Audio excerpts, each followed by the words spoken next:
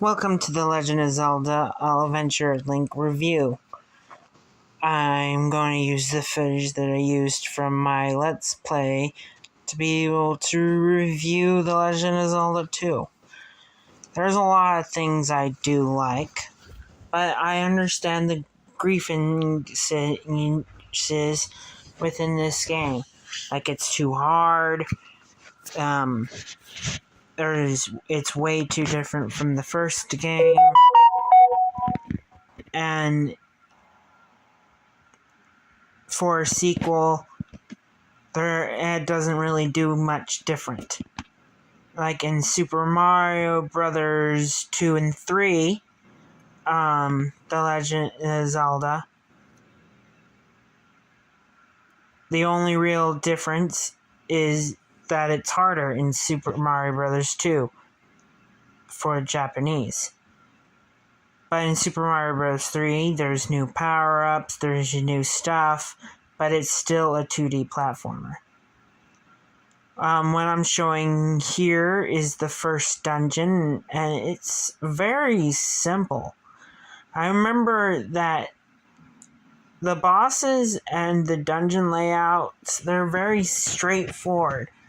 Even throughout this entire Let's Play, I did not get lost once. There's so many things to convey, ways to get out of situations, that it makes the game seem hard, but the dungeon layouts aren't hard. The only thing that makes this game really hard is the enemies. Their patterns get a lot harder. Their damage output gets harder. There are ways, if you had more health in the beginning or something, to make this much easier. And there is, on the Nintendo Switch Online mode, to level your entire character far beyond the level that you need it to be, to make this game a little bit more easier. But it takes a while for the game to actually be hard for a combat-focused game. As you can see, I can easily breeze through these. And this is like the first dungeon, so it makes you feel like that it's not going to be, hard. Especially with a full heal in one of the rooms. First dungeon is a very easy-going, straight to the bad guy dungeon. But you probably remember that from the Let's Play.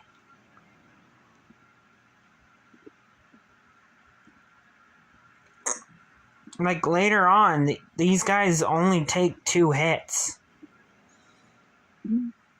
Because your sword strength gets stronger. But because you're so weak, everything hurts when they are attacking you.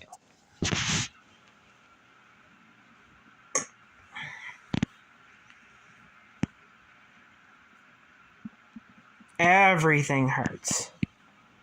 But I remember the boss not being that hard. This is the entire clip of the boss fight. Oh no, I didn't clip that. I clipped how easy it was. Because I just beat it. And I don't remember much about it. But yeah. And the town layouts in this game doesn't look that bad, if I remember correctly. It's just walled cities going from point A to point B. And it doesn't look that bad for the NES towns. It looks like as good as like Castlevania and stuff like that. They're not that bad looking towns for the NES era. Nothing in this game, like forests, don't look bad for the NES era. None of this game looks particularly bad. I would say that it's weird that every dungeon is just a different coat of paint.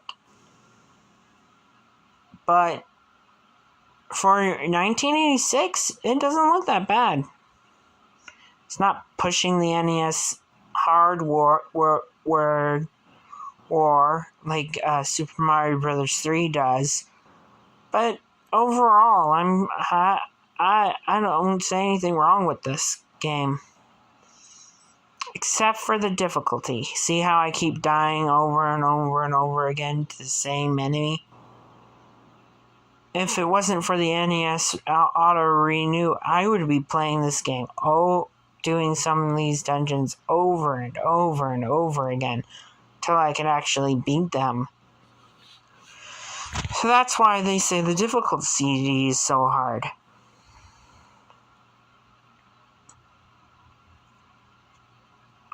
And the only place that doesn't look good are the dungeons, because it's the same color palette. But they do something with the NES, so I like it.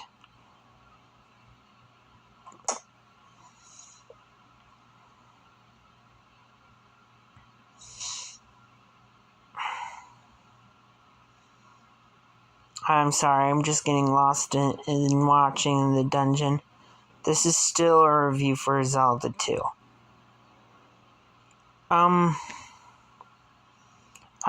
One thing I like is the enemy designs. These, like I said, one thing I also like is the town designs. They're not good. They're not bad. I just wish it wasn't so cryptic of where you would go. Maybe it was just the translators they hired, but trying to get anywhere in this game was really hard. If it wasn't for fairies being around, I would constantly be dying in the overworld.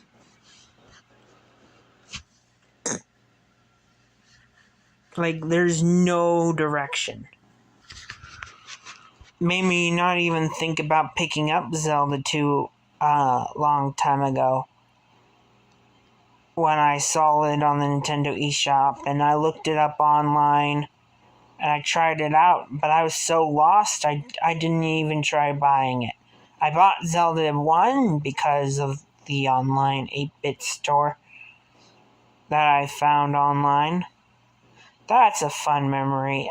I don't think it exists no more because of because it was a pirate website, and Nintendo tends to take those down. But yeah, it's the whole reason why I never gotten Zelda 2 for the longest time for the Wii.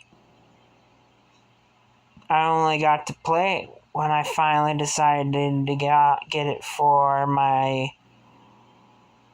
second Wii, my black Nintendo Wii that I got. Then I don't know what happened to it, so it's interesting. One thing a lot of people complain about are Death Mountain. I don't think I would have complained about it. But you know what? The mountains and forest areas, the only things I would complain about are these darn boomerang macablins. You don't even get a boomerang in the game to easily take care of them like you did in the original Zelda. And they're not even good design.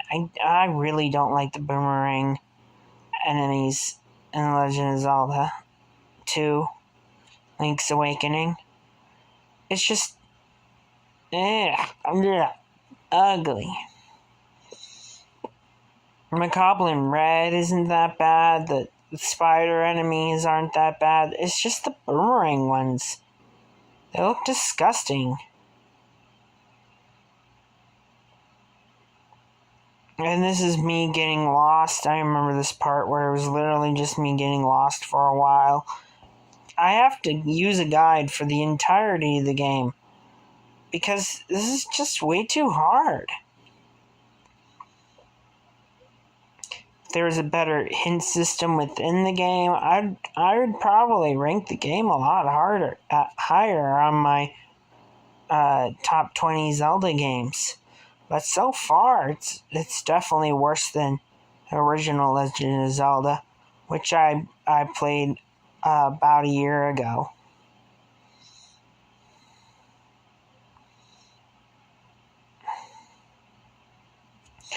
But you know what?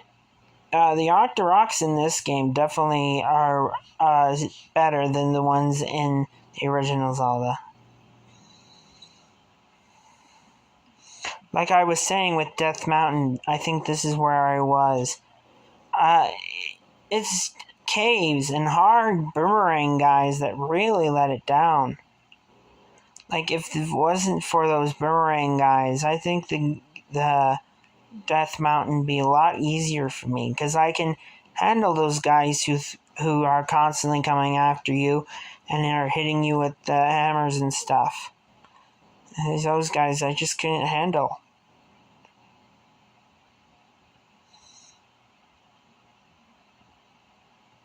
And you get the life spell really early on to be able to heal yourself.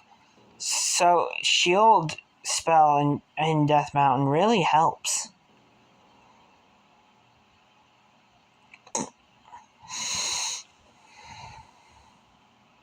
Too bad you can't use both at the same time. And if you use one and leave an area, then you can no longer use the other. That's the bad part about it.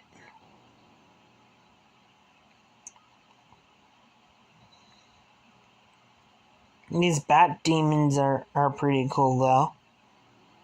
I think this is almost where I get the bat. Yeah, this is it. This is where I get the hammer. And I fall down and pick up a potion. Yeah, you remember all this from the Let's Play. If you really want to know what's going on here and how to get past the Death Mountain, you should definitely watch my Let's Play. Zelda II versus Tears of the Kingdom. And not just watch the Tears of the Kingdom part. My favorite part about these villages, too, is there's an old lady who heals your magic, and there's an old pretty lady who heals your life. Making going to a town, even if you're not doing the quests that you need to do to be able to beat the game, worth it. So yeah. I also like the designs of them. This is an excellent game for the NES area. If it wasn't so hard, it would have worked. And better dungeon layouts. One color is just enough.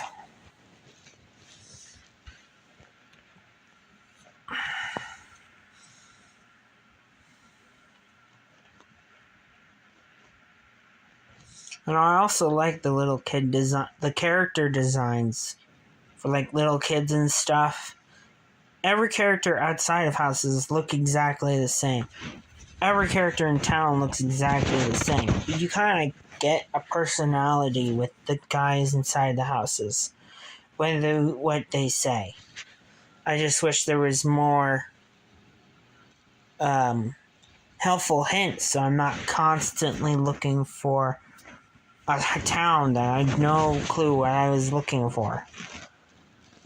But yeah.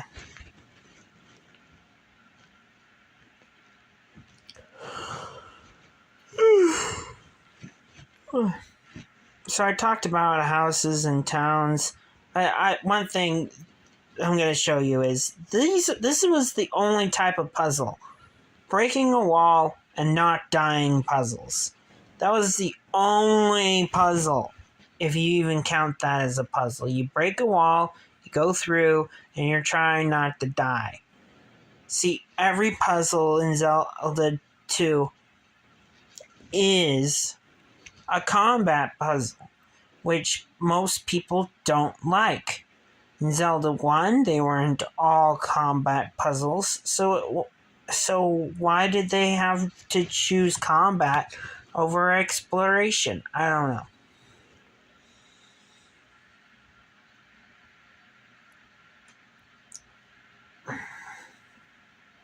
It just doesn't seem fair. And if you die, you get the Return of Ganon display, and it's very annoying.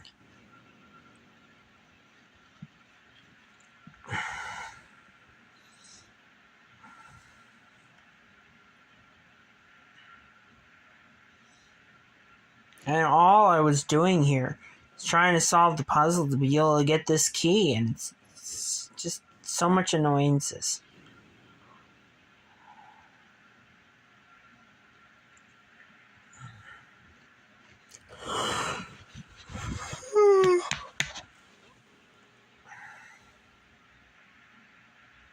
And in the Let's Play, I think I only have 2 more dungeons left. Yeah, because I just did the Ocean Temple.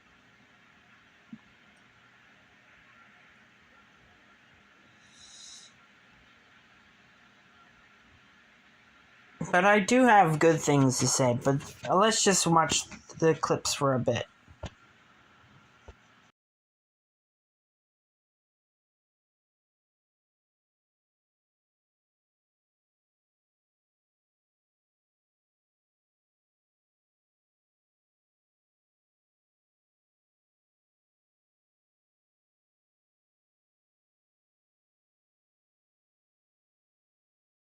This game teaches you a lot about spell management.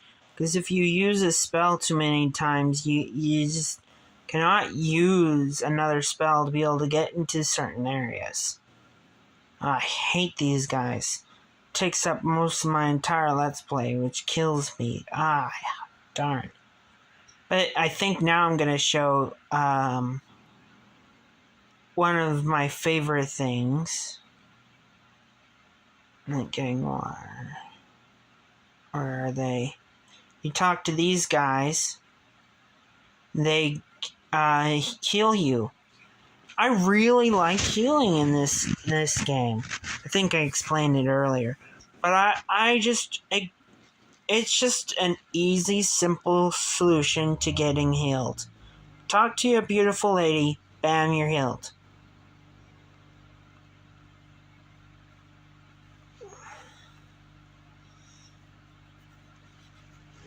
I don't even know where Durnia was.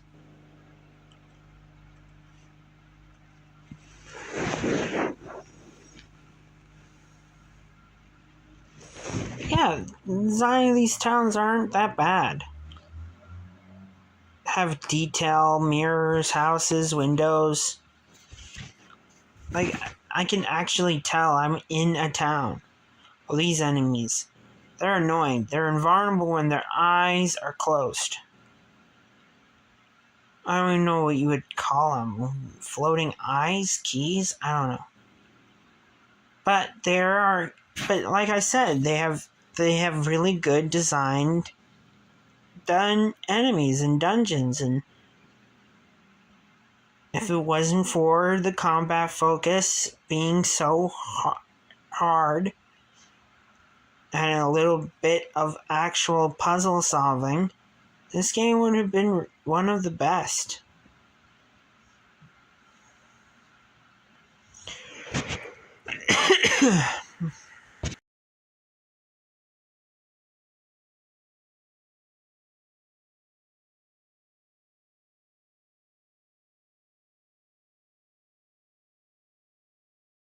I also like the raft animation.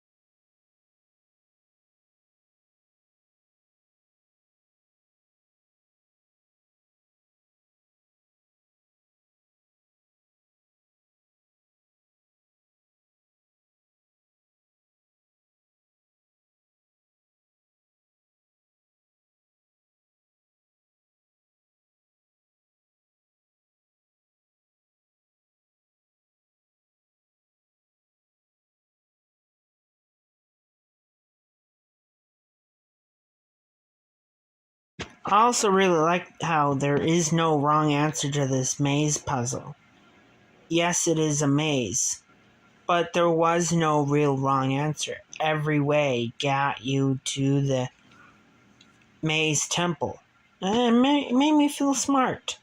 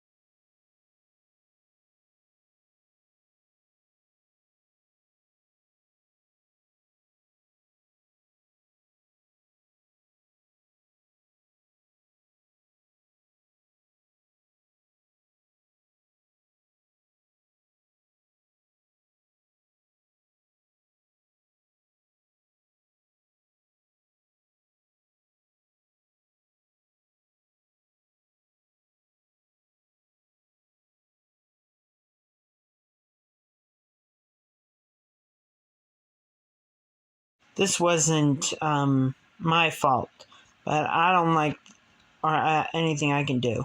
I don't like that the dungeon music is copyrighted, or I would have played more of it during the Let's Play.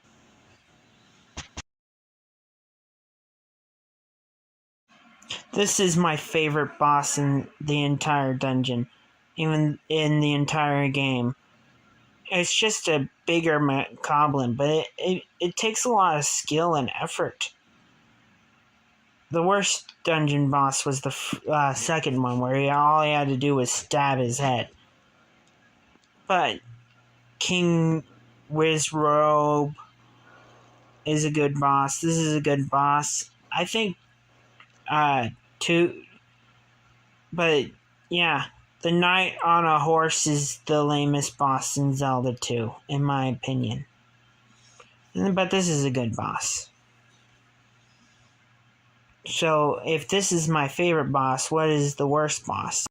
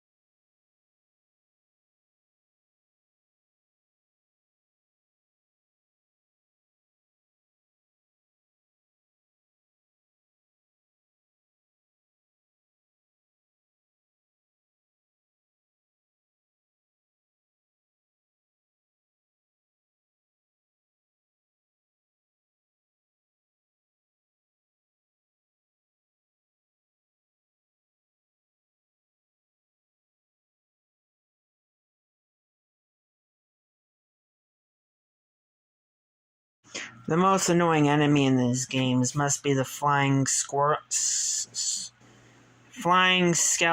on a pit of lava in front of a knight. That is the worst enemy in this game. A lot of things you can circumvent, but you can't really circumvent that.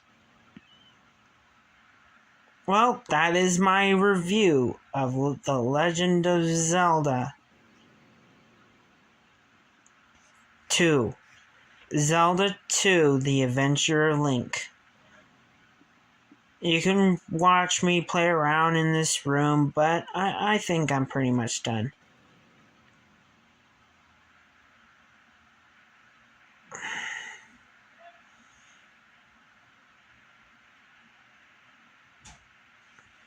So I hope you like and subscribe.